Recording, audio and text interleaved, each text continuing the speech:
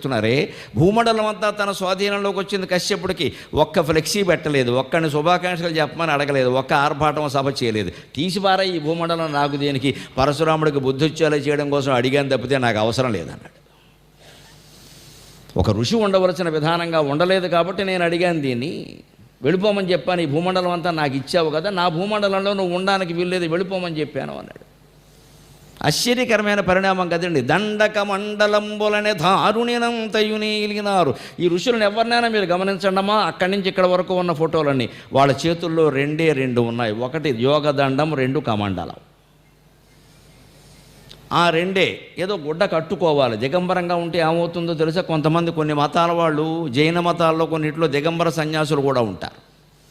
మరి విపరీతం చేశారు. ఇంకా దాన్ని నిజం చెప్పాలంటే దిగంబరం అయితే ఇబ్బంది ఏమిటి అంటే, నీకేం అక్కర్లేకపోవచ్చు, వచ్చిన వాళ్ళందరికీ ఇవి చూడడమే కావాలి. ఇదో పెద్ద విచిత్రం వాడికి.